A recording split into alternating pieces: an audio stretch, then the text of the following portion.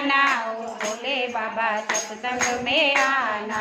सावन का महीना सुहाना ओ भोले बाबा सत्संग में आना। सावन का महीना सुहाना ओ भोले बाबा सत्संग में आना।